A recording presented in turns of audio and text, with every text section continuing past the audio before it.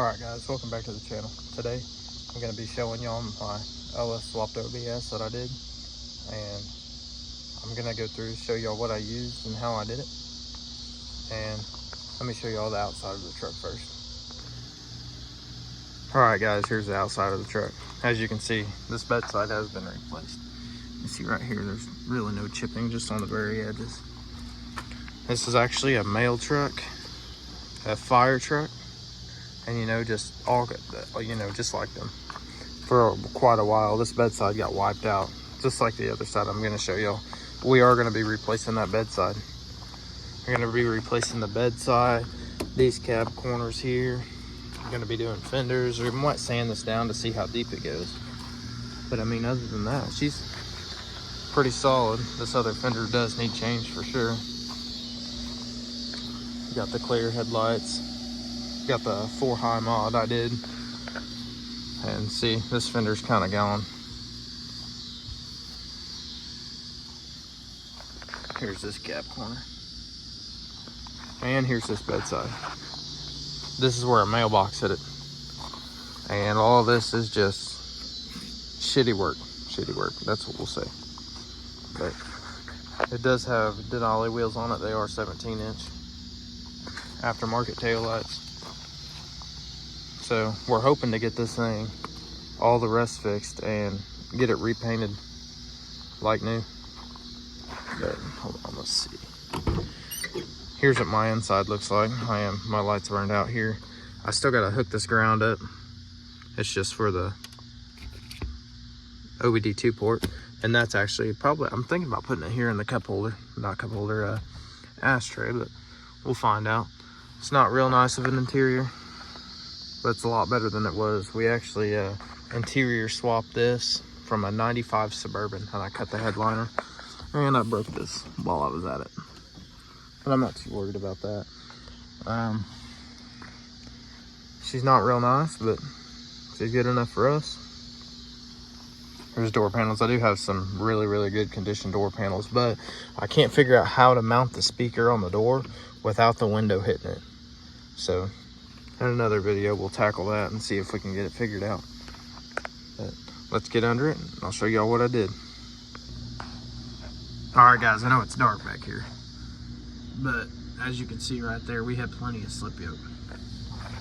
It's factory drive shaft, factory transfer case. This is a 1995. You can see my exhaust leak here. This is gonna get true tools. I'm probably gonna cut them right here and weld some pipe back, but I'll just use factory exhaust for now. And you can see my custom fab exhaust work is great. Factory cross member, factory location. I'm using the newer transmission out of a 99, I believe it's 06. Goes right on the back of this LS, works fine. I don't recommend doing your hose or putting hose clamps on your trans lines like this, but that's what I did. What I had at the time.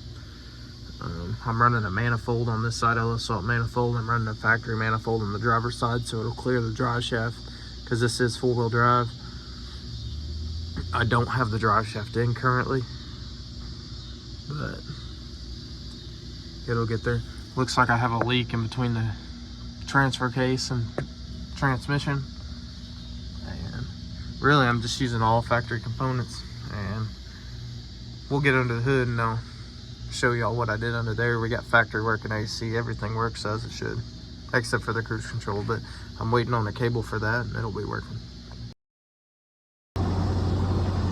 This is the AC bracket that I used off Amazon.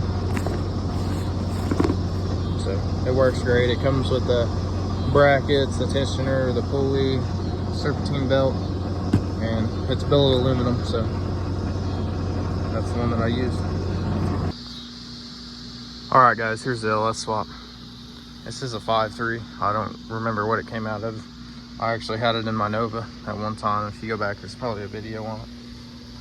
And it's not super clean, but it's clean enough.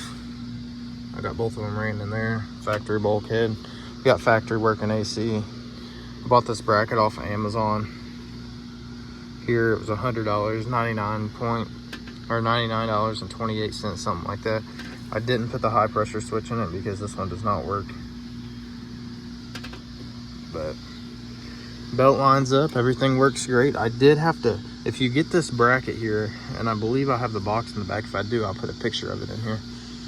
You have to shim this. I got 2 washers in between here, but these dowel pins on each side still make full contact with it all the way.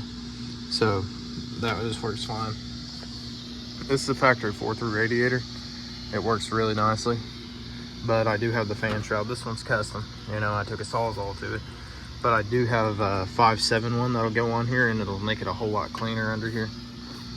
She's not real clean. I need to do a little bit of wiring back here, but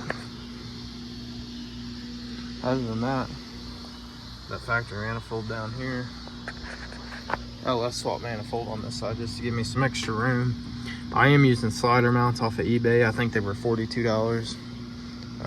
This is a factory 4.3 truck, so I had to get an AC line for the 5.7. I got motor mounts for the 5.7. And I just using the factory throttle cable from the 99 truck that the motor before this came out of. The cruise control cable, I should have grabbed it while I was at it, but if you take this cover off, you can actually pull this cable out and the other one will go right in. Or if you can get this whole box, it's plug and play, and it just comes over here, goes in this loop here and connects right there. But this cold air intake is, I think it was $48 on eBay. It's for one of the newer trucks. It's supposed to run to this side, but I cut it down and I'm running it onto this side so I can fit my AC here. And let me get this thing fired up for you and I'll show y'all how it does.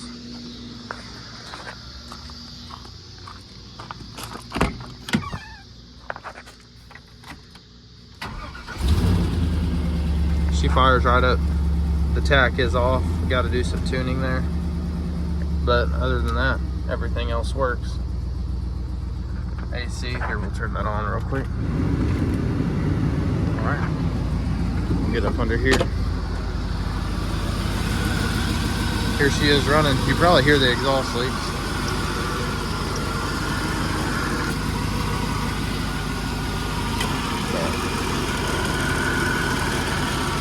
There she is. I do recommend getting the actual port for this here, EGR delete. Getting the actual one, they're like $11 on Amazon.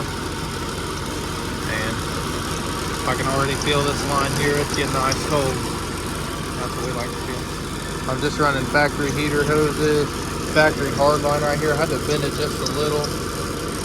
Right here on the AC line, you can see I tweaked and bent it around and everything, but I got it working. And I went to my local O'Reilly's and I borrowed the gauges and all. And I sucked the system down, put new Freon in it. This is what the truck sounds like back here, just factory. But overall, that's what it's made of.